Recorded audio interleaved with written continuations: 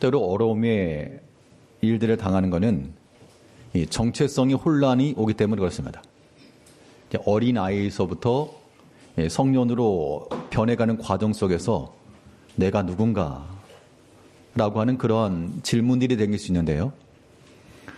그러한 자기 정체성을 확립해야 건강한 마음, 건강한 정신 가능합니다. 자, 우리 신앙인들에게도 마찬가지인데요. 우리 교회의 근반이라고 하는 것, 교회의 근본이라고 하는 것은 공동체성이 있습니다. 하나님께서 우리를 부르실 때 우리를 개인으로 부르지 않고 공동체로 불렀기 때문에 우리가 함께 한다라고 하는 것, 하나됨을 이룬다라고 하는 것은 교회에 있어서의 중요한 기본입니다. 그러려면 우리가 개인 신앙인에서부터 벗어나서 당연히 우리가 개인적 신앙인이지만 또 한편으로 함께하는 공동체의 신앙인이라고 하는 그 인식을 항상 가져야 되겠는데요. 그러면 하나됨을 이룰 수 있는 건강한 교회와 건강한 가정을 이루기 위해 하나됨을 이룰 수 있는 기본 바탕이 무엇이겠는가? 오늘 본문 말씀을 통해 살펴보도록 하겠습니다.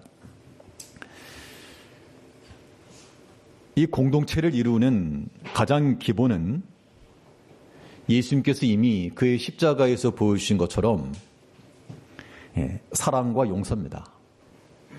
어떻게 보면 이 단순한 진리가 우리의 가정과 교회를 세워주는 건데, 그런데 이런 사랑과 용서, 우리가 너무나 잘 알고 있고 기본 지식이라고 여겨지는 이것이 부재하기 때문에 가정에서도 또 교회에서도 그런 일치됨과 하나됨을 이룰 수가 없고, 거기에 때로 다툼 혹은 분쟁, 관계의 막힘, 이런 것이 있을 수가 있습니다. 이제 우리가 각 개인, 가정, 특별히 교회에서요, 어떤 마음을 지녀야 되는가, 이런 사랑과 용서의 마음을 진다라고 하는 것은 결국 우리와 함께하는 공동체라고 하는 게 자기 자신만 있는 게 아니라 나와 함께하는 사람이 있는 거잖아요. 반드시 나와 함께하는 사람을 생각을 해야 되고, 또한 그 사람의 마음, 그 형제를 얻고자 하는 그 마음을 항상 지녀야 됩니다. 이것이 오늘 예수님께서 우리 가운데 교훈하시는 내용인데요. 오늘 본문 15절을 보게 되면 내 형제가 죄를 범하거든 가서 너와 그 사람과만 상대하여 권고하라. 만일 들으면 내가 내 형제를 얻은 것이오. 자, 내 형제가 죄를 범하거든, 이 죄를 범하거든 앞에 각주가 달려있죠.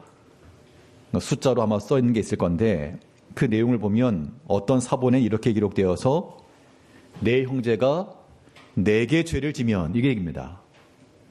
그러니까 사람이 다른 사람에게 죄를 지는 거는 나와 아무런 관련 없으니까 그러려니 하지만 나에게 죄를 졌을 경우는 또 달라요. 사람이 다른 사람을 험담하고 다른 사람을 비방하고 그런 말을 들으면 그냥 나랑 관련이 없으니까 별 반응이 없다가도 누군가 나에 대한 이야기를 하는데 잘못된 이야기를 하고 거짓된 말을 하고 비방의 말을 하게 되면, 그러면 여러분들은 그렇게 말하는 형제들에 대해서 어떤 마음을 갖습니까? 뭐 다 아시겠지만 1번 사랑한다, 2번 원수와 같이 여긴다. 사랑하는 마음이 들 수가 없잖아요. 아니 왜 나에 대해서 험담하냐, 왜 있지도 않은 말을 하냐, 왜 부풀리냐, 왜 그에게 나에게 악하게 행하느냐. 자, 나에게 죄를 범한 그 형제에 대해서 어떻게 할 것인가에 대한 그 대처입니다. 자, 이 부분에 있어서요, 어떻게 하라 그랬습니까? 내 형제가 죄를 범하거든 가서 너와 그 사람과만 상대하여 권고하라. 지금 어떤 일이 있을 때 여기저기 뭐 떠벌리지 말고, 물론 지금 나에게 죄를 범한 거니까 잘못을 따지면 그 형제가 잘못한 거겠죠. 그러니까 자기 기준에서는. 그러니까 분명히 내가 봤을 때는 내가 잘못한 게 없고 내 형제가 혹은 나와 함께하는 그런 구성원 가운데 누군가가 잘못한 건데 그 잘못한 것에 대해서 드러내기 전 그 사람과 상대해서 권고해라. 왜 그렇게 하라 그랬는가 하면 그렇게 해서 뭐 하라는 얘기입니까? 내 형제를 얻어라. 사람을 얻어라. 그 이야기인 거죠. 우리가 속해 있는 모든 공동체를 보면요. 가정에서나 혹은 우리 일반 사회에서나 교회에서나 아무튼 나에게 대해서 죄를 범한 형제에 대해서 마음을 닫아버리기 쉽습니다. 그 악한 일들이 계속해서 생각나기 때문에 결국에는 다 잃어버리는 거예요.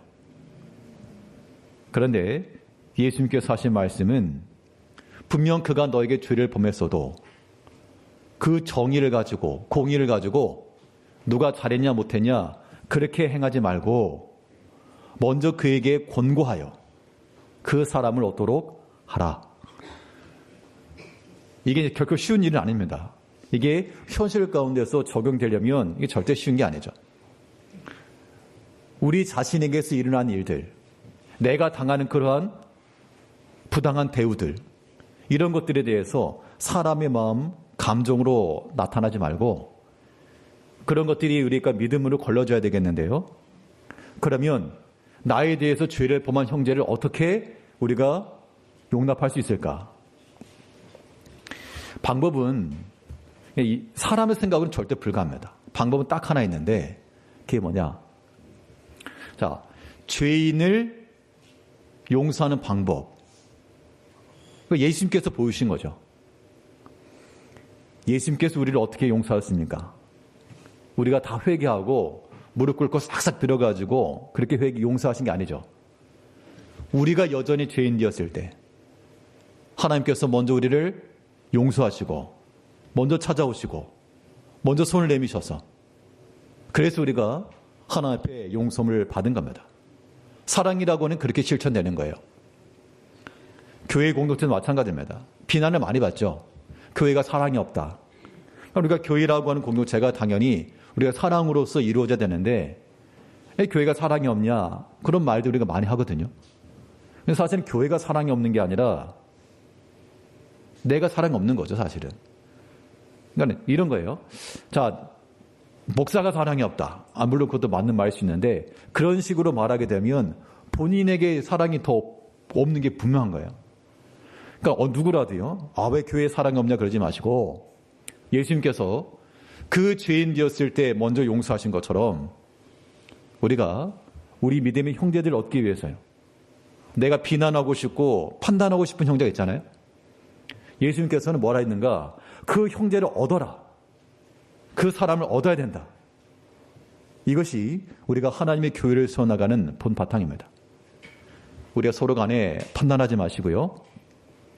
그러면 예수님께서 우리를 용서하신 것은 그 기반이 무엇인가 하면 근거가 무엇인가? 근거. 내가 용서를 빌었기 때문에 용서해 주셨는가? 그게 아닙니다. 자, 순서상으로 말하면 하나님께서 우리를 어떻게 여기셨는가? 우리를 불쌍히 여기신 거예요. 하나님께서 우리를 불쌍히 여기셔서 왜 불쌍하죠?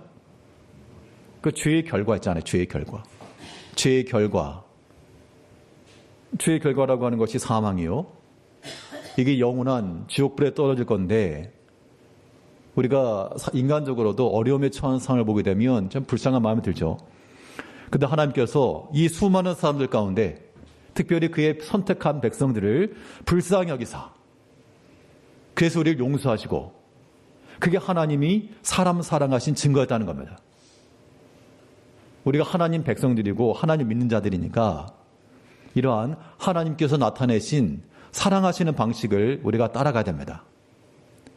자, 다시요. 하나님께서 어떻게 사랑을 나타내셨습니까? 우리를 먼저 어떻게 여기시고 불쌍히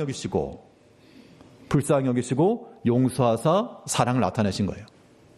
그러니까 사랑이라고 하는 말과 이 긍휼히 여긴다는 말이 다른 말이 아닙니다. 우리 믿음의 형제들을 사랑한다는 것도 마찬가지입니다. 우리 마음 가운데 어떤 마음이 들어야 되는가 하면 측은히 여기는 마음이 있어야 돼요. 그러니까 불쌍히 여긴다 그러면 어감 좀 이상하긴 하지만 긍휼히 여기는 마음이죠. 측은히 여기는 마음을 갖는 것, 그것이 그 형제를 긍휼히 여기는 것이요 또한 사랑하는 길이며 그 사람을 얻는 겁니다. 우리 경험상으로도 사람이 때로 어려울 때가 있고 또 한편으로는 형편이 좋을 때도 있고 그렇죠. 예전에 어떤 분이 그런 이야기 한 적이 있습니다.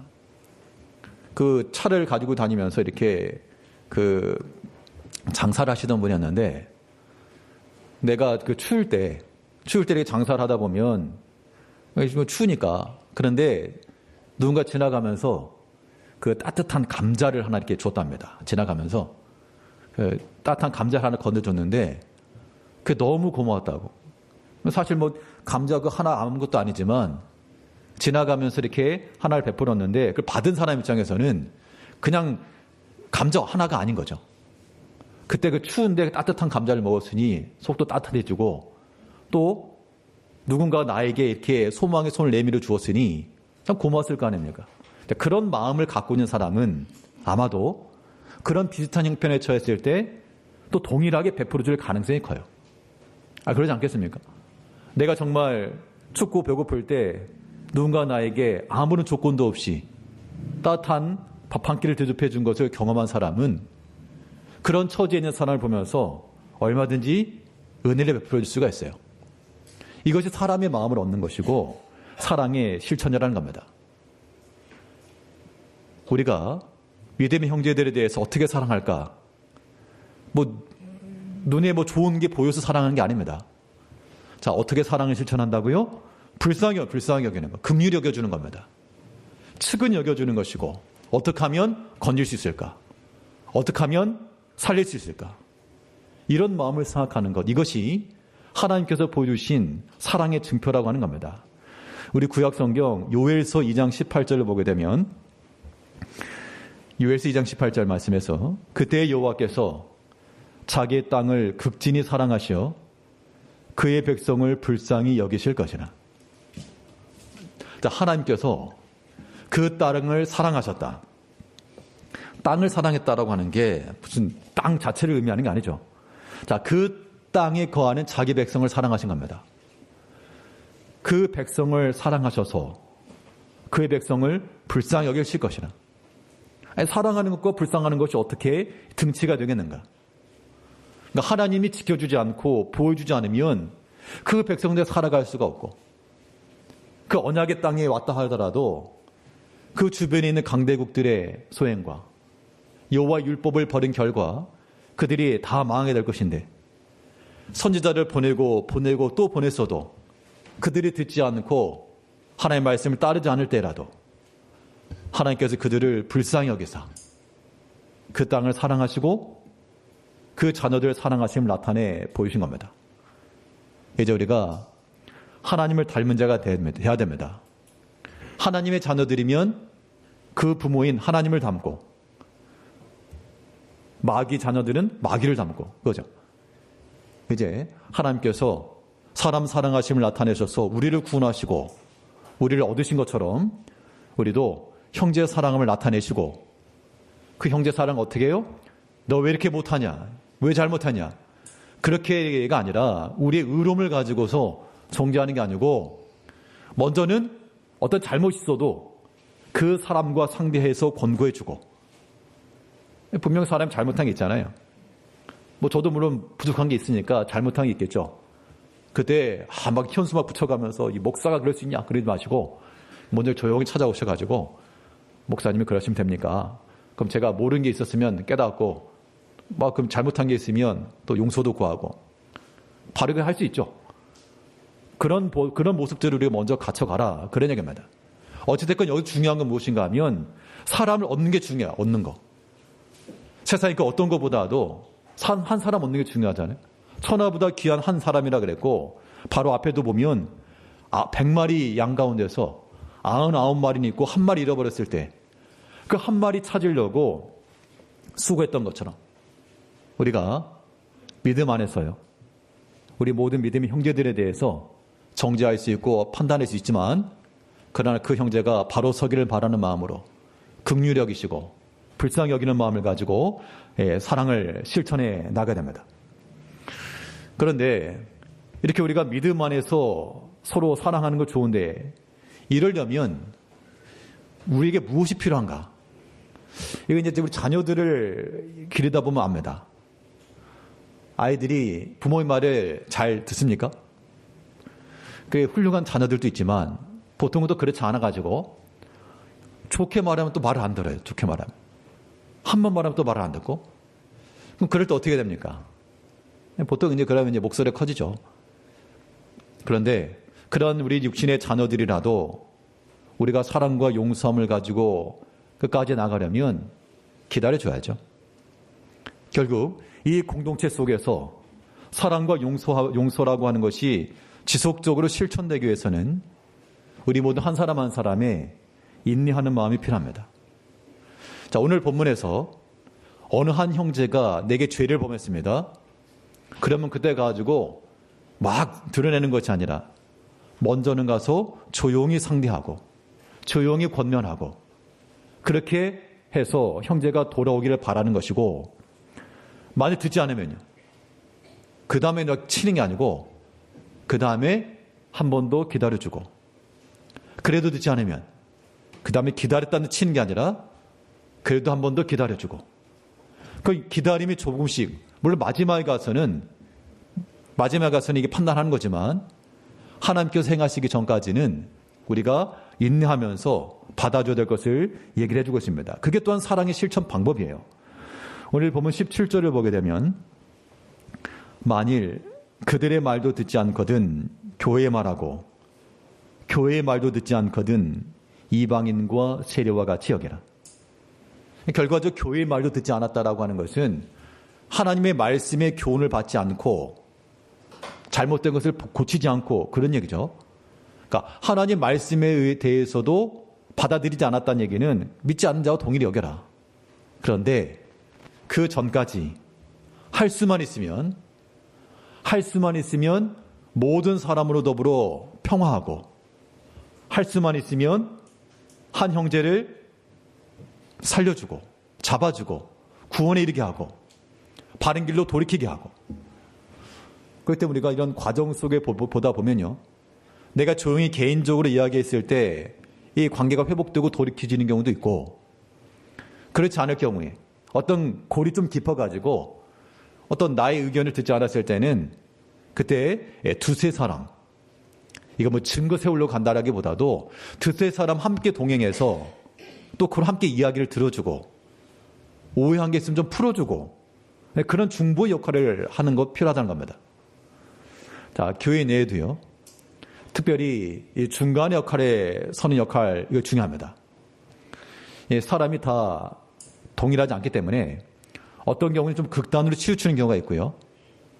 그래도 우리가 건강한 그런 사회가 되고 건강한 공동체가 되려면 중간 지대가 좀 튼튼해야 됩니다.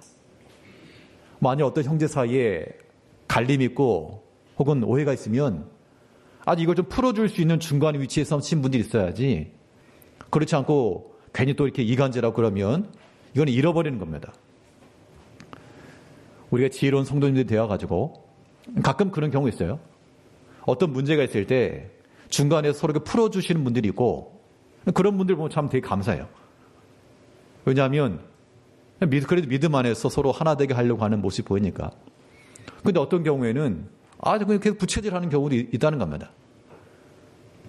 그 오해가 풀어져야 되는데 어떻게 그럴 수 있냐. 그렇게 되면 안 되는 거예요. 사랑과 용서의 실천이라고 하는 것은 결국 기다려주는 겁니다. 인내함이죠. 근데 우리는 질문 이거죠. 언제까지 인내합니까? 언제까지 기다려줍니까? 몇 번이나 용서합니까? 이게 이제 예수님께서 말씀하신 그 다음에 내는 내용이에요. 도대체 몇 번까지 용서해줘야 됩니까? 라고 하는 질문에 대해서 우리는 그리스도의 사랑을 가지고서요. 그가 어떤 회개하지 않는다 그러면 이방인과 세례와 같이 여기라 그랬지만 그러나 우리는 어디까지나 그가 돌아오기를 바라는 마음을 가지고 지극히 참고 인내하는 마음을 가지고 우리가 품어줘야 됩니다. 그게 사랑이에요. 자, 사랑이라고 하는 것이 실천이 우리 형제들에 대해서는 어떻게 여기는 마음이요? 불쌍히 여기는 마음. 그러니까 아무리 내 마음이 닫혀 있어도 아무리 굳은 사람이라도요, 어떤 형제의 어려움의 처지를 보게 되면 우리 기준이 내려가게 되어 있습니다. 당연한 거죠. 그 불쌍히 여기는 마음이 사랑의 실천이기 때문에 그렇습니다. 또한 우리는 이 사랑함에 있어서 하나님께서도 우리를 지극히 사랑하시고 인내하셔서 봐주시잖아요. 하나님께서 얼마만큼 봐주십니까? 많이 봐주시죠. 내가 하나님이라면 참 나 같은 사람 그냥 꿀밤 쥐어 막을 텐데 그래도 하루를 천년과도 같이 끝까지 인내하시면서 돌아오길 바라는 마음으로. 그래서 사랑의 가장 첫 번째 요소가 뭐라 그랬습니까? 바울 사도가 말하기를, 우리가 사랑장으로 알려져 있죠. 사랑은 뭐 어떻게 하고? 사랑은 사랑은 여기 우리 사경에 붙여놨잖아요. 그래서 리액션 좋아야 된다고요. 안 그러면 또 혼나니까. 사랑은 오래 참고. 고린도전서 13장 4절 말씀에, 고린도전서 13장 4절 우리 같이 한번 읽어보겠습니다. 13장 4절입니다. 시작. 사랑은 오래 참고 온유하며 시기하지 아니하며 사랑은 자랑하지 아니하며 교만하지 아니하며. 어려운 말 아닙니다. 어려운 말 아닌데 우리가 실천하기가 참 어렵죠. 그 이유는 우리 마음 가운데 여전히 교만함이 있고 우리 마음 가운데 시기함도 있고 우리 마음 좀 온유하게 해야 되는데 거침이 있고 오래 참지 못하고, 그러니까 내 사랑하는 자녀와 같이 여기셔가지고요, 다른 사람에 대해서 우리가 엄격하지만 우리 자기 식구들이나 자기 자녀들에 대해서는 관대하잖아요. 누가 뭐 잘못하면 애들이 그럴 수도 있지. 우리 애들 같은 경우에는 애들이 그럴 수도 있지. 남의 집 애면요, 교육을 어떻게 받아가지고 저러냐. 그러니까 이런 기준이라고 하는 것이 반대가 돼요. 반대가. 성경에서도 우리가 어떤 판단하고요, 훈계하고 뭐 정죄까지는 아니지만 말씀에 대해서 훈계하고 가르친다라고 하는 것은 내가 영향을 미칠 수 있는, 내가 책임을 질 수 있는 범위까지 가능한 겁니다. 그 책임을 지는 범위라고 하는 게 내 가정, 내 자녀들이죠. 거길 벗어나게 되면 이게 하나님 영역입니다. 비록 우리가 판단할 때 저렇게 하면 안 된다라는 판단이 들어도 하나님께서 하시는 말씀이죠. 너 누구냐? 너나 잘 관리해라. 우리가 믿음 안에서 이 공동체성을 회복한다라고 하는 것, 마냥 좋은 게 좋은 거다 그 얘기가 아닙니다. 분명 권면에도 듣지 않으면 세례와 같이 죄인같이 여기라 그랬죠. 이방인과 같이. 그러나 그 전까지는 할 수만 있으면 품어주고, 할 수만 있으면 참아주고, 할 수만 있으면 잘 권면해서 우리가 하나님의 사람으로 만들어 가야 한다는 겁니다. 이런 마음들이 우리가 교회 내에서 오랫동안 신앙생활 하신 분들, 사실 뭐 터줏대감 같은 그런 마음을 가지고 있으면 다들 에헴, 내가 주인이다. 그러면 계속 이렇게 판단하기 쉽거든요. 근데 그런 마음 버려야 됩니다.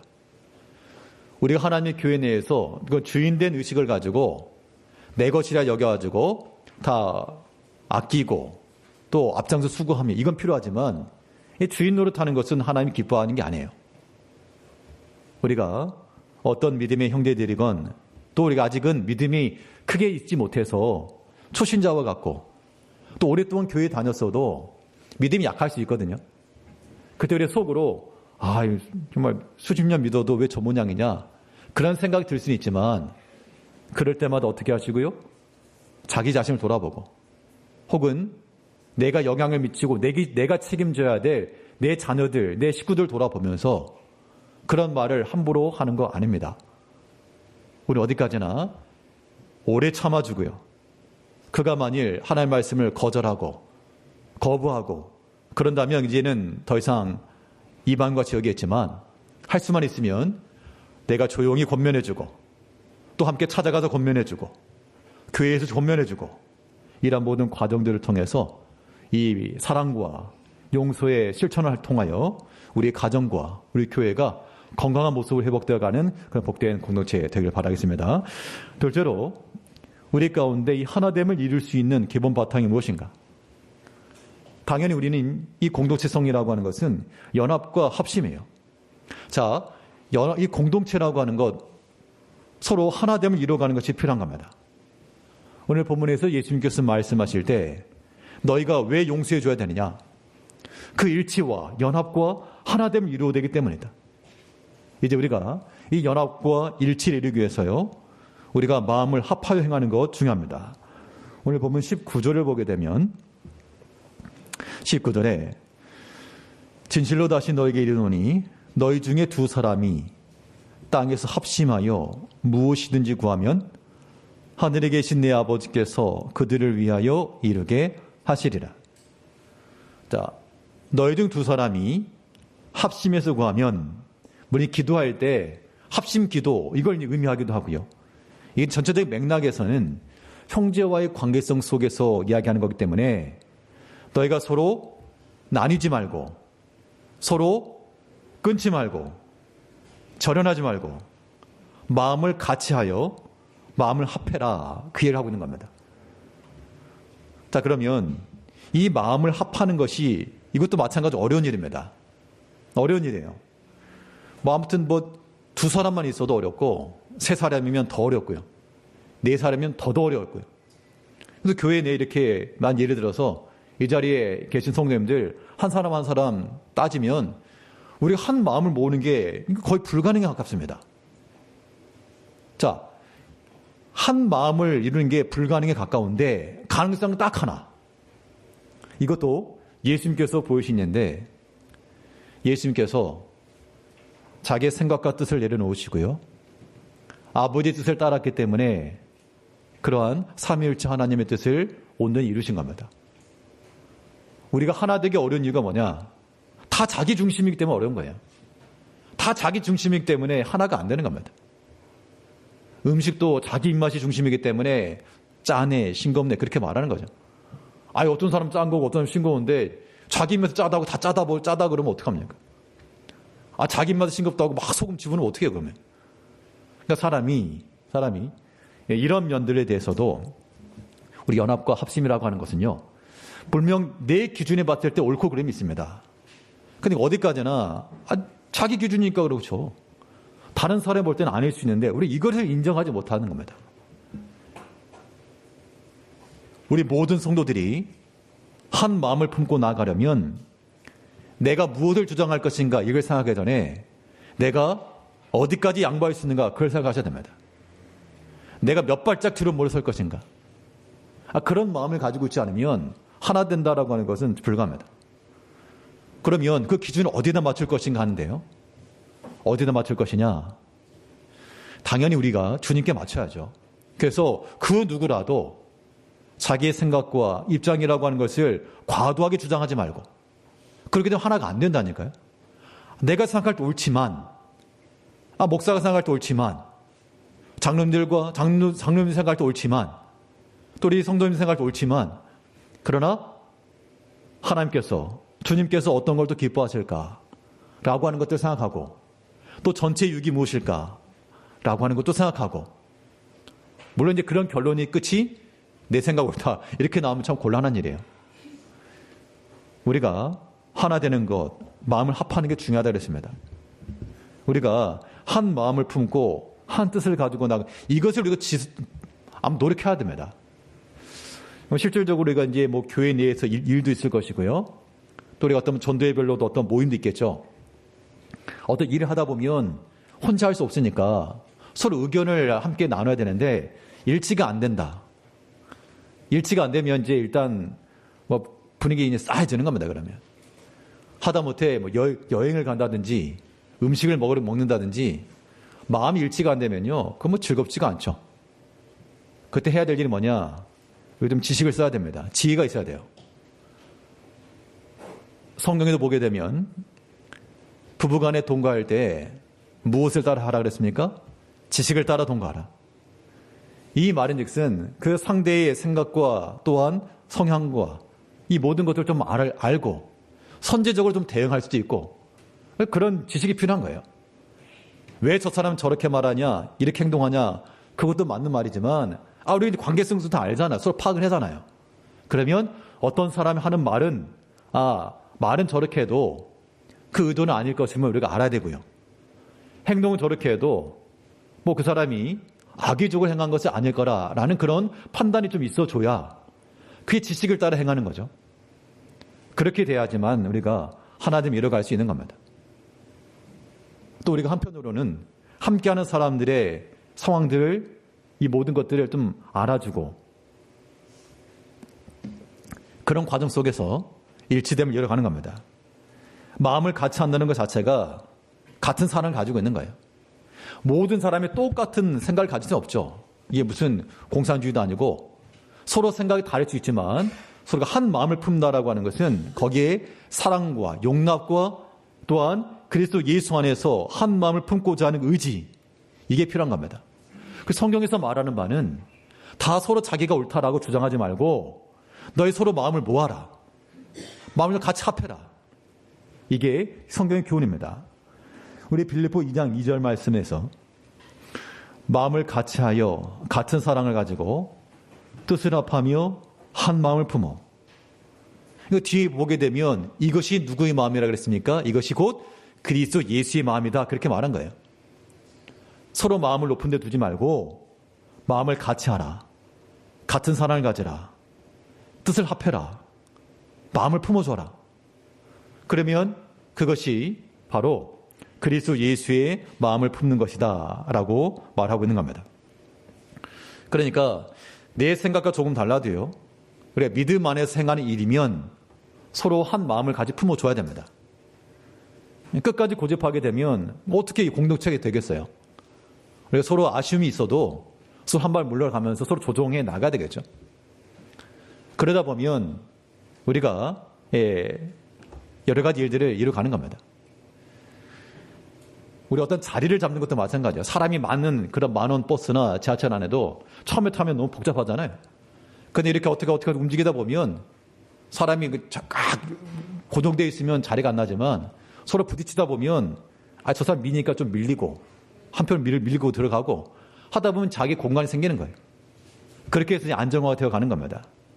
여기엔 분명 하나됨을 이루어감에 있어서 여러 가지 어려움이 있습니다. 실질적으로. 그러나 이것이 진리의 문제가 아닌 이상 우리가 모든 면에 있어서는 서로 같은 마음과 한 마음을 품어줄 힘써야 됩니다. 그 기준은 바로 우리가 다 주의 이름으로 모일 때 가능해요. 그러니까 목적 자체가 주의 이름을 행하고자 하는 목적일 때 다 모여들 수 있는 겁니다. 그게 예수 이름을 하는 거죠. 오늘 본문 20절에서는 두세 사람이 내 이름으로 모이는 곳에는 나도 그들 중에 있느니라. 연합과 합심이라고 하는 것이 절대로 나 중심으로는 불가합니다. 내가 뭐라고요? 내가 뭐라고 사람들이 나를 중심으로 모여야 됩니까? 물론 기능적으로, 행정적으로, 질서적으로는 가능하지만 우리는 어디까지나 주 예수의 이름으로 모여야 됩니다. 그 예수 이름 앞에 우리가 다 헤쳐 모여가 돼야 돼요. 그 공통된 목적 아래. 그래야지만 건강한 공동체 되는 겁니다. 또 우리가 이런 일을 하자고 교회 내에서 여러 가지 일들 하는 거잖아요. 우리 수양에 이게 현수막 붙여놨지만 이것도 우리가 다른 목적이 아니라 특별히 그 기간 정해서 또 우리가 야외에 나가가지고 평소와는 달리 우리 성도 간을 교제하면서 말씀 은혜 받기를 원합니다. 이것이 하나의 뜻으로 세웠으면 우리 성도님들께서도 이제 각각의 생활 속에서 헤쳐 모여 하는 겁니다. 그렇게 함께 모여서 이게 주의 이름으로 함께 모이는 거죠. 그런 모임 속에서 주님께서 우리와 함께 하시고 이런 하나됨을 우리가 이렇게 나가야 됩니다. 내 이름으로 모인 곳에 나도 그들 중에 있다. 두세 사람이 모이는데 주의 이름을 안 모였어요. 다 자기 주장만 합니다. 자기가 옳다고만 이야기합니다. 그렇게 되면 내 이름으로 모인 곳에 예수님이 있다고 그랬는데 너네 보니까 내 이름 없네? 주의 이름이라고 하는 것은 예수님께서는 겸손하셔서 자기 생각 내려놓으시고요. 죽기까지 복종하시는 마음으로 참 제자들을 끝까지 사랑하시고 자기를 팔아넘기려고 했던 유다에게도 뭐라 했습니까? 이 못된 놈 그렇게 하신 것이 아니고 친구여, 내 할 일을 속히 하라. 예수님께서 보여주신 모습이 그런 모습이죠. 그런 예수님의 성품이 하나 되게 하는 겁니다. 이제 우리가 주 예수의 이름으로 모이는 것이 되려면 여기 특징이 있어요. 자, 사람의 이름으로 모인 곳에는 여기는 다툼과 분쟁이 동반되고 주의 이름으로 모이는 곳에는 오직 여기에는 기쁨과 감사와 온전한 헌신이 있는 겁니다. 결국 우리 마음 상태를 보아서 우리가 과연 주의 이름으로 하고 있는 건지 아니면 내 이름으로 하고 있는지를 확인할 수 있는 겁니다.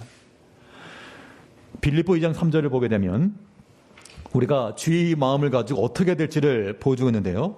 우리 빌립보 2장 3절 여기서 한번 같이 읽어보겠습니다. 빌립보 2장 3절입니다. 시작.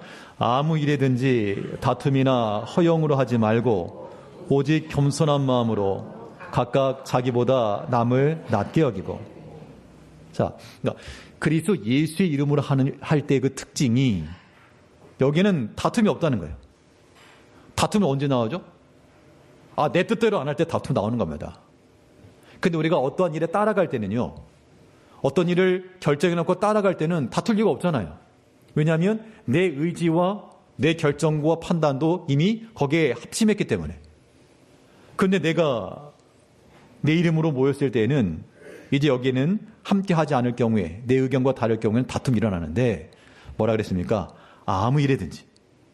자, 아무 일에든지 다툼으로 하지 말고 오직 겸손한 마음으로 남을 더 낮게 여기고. 이제 우리가 그리스도 예수의 마음을 본받아야겠습니다. 이게 그리스도 예수의 마음이라 그랬죠. 우리가 개인적으로나 또 가정에서도 마찬가지고요. 특별히 교회에서도 어떤 일을 행하건 우리 마음 가운데 다툼이나 허용으로 하지 말고 다 겸손한 마음으로, 또 우리가 한다 그러면 좀 따라가 주고, 그게 필요합니다.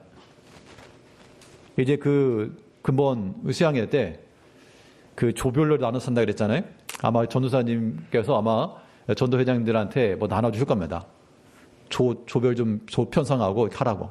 그러면 그럴 때도 그냥 이해하고 따라줘야지. 왜요? 그러면 이제 안 되는 거예요. 그러면 이제 그게 다툼이 되는 거고, 뭐 즐겁게 되겠습니까? 우리가 주의를 할 때 다 기쁨과 즐거움을 하는 거잖아요. 물론 사람의 생각과 사람의 마음이라고 하는 것이 때는 불편할 수 있어도 맞춰가야 돼요. 맞춰가야 됩니다. 그게 공동체성을 이뤄가는 길입니다. 그게 겸손한 모습이에요. 자기보다 남을 더 낮게 여기고. 하나님께서, 그러니까 이게 뭐의 지혜냐면, 내 생각이 있고 다른 사람의 생각이 있습니다. 그럴 때 그럼 누굴 걸 먼저 하라는 얘기예요? 성경도 분명 자기보다 남을 더 낮게 여기라 그랬으니까, 그러면 당신 생각대로 합시다. 그게 만약에 잘 안 되면요, 그럼 이제 내 생각 옳은 거니까 내 생각을 하면 되고, 만약 다른 사람의 생각대로 했는데 더 잘 됐다, 그럼 땡큐고.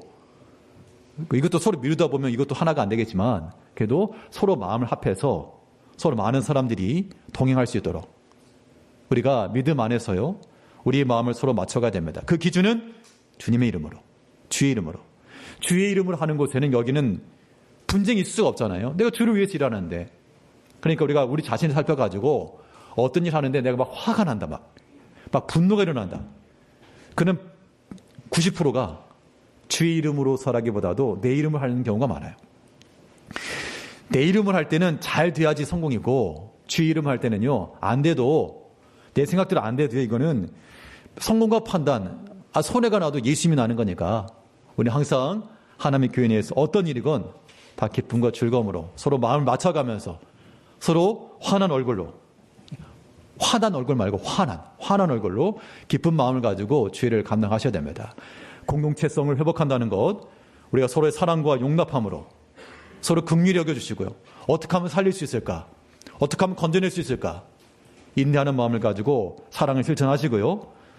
우리의 마음이 내가 주인 되지 않고 우리 주님을 따라가는 마음을 가지고 서로 일치됨과 연합됨을 마음을 가지고 하나님 기뻐하실 만한 참으로 기쁘고 즐거운 밤낮으로 하나님께서 함께 하시는 그런 즐거움의 믿음의 공동체에 세워나가는 우리 제일교회 성도님들 되시길 바라겠습니다. 기도하겠습니다. 우리 지극히 사랑하신 아버지 하나님, 우리가 여전히 죄인 되었을 때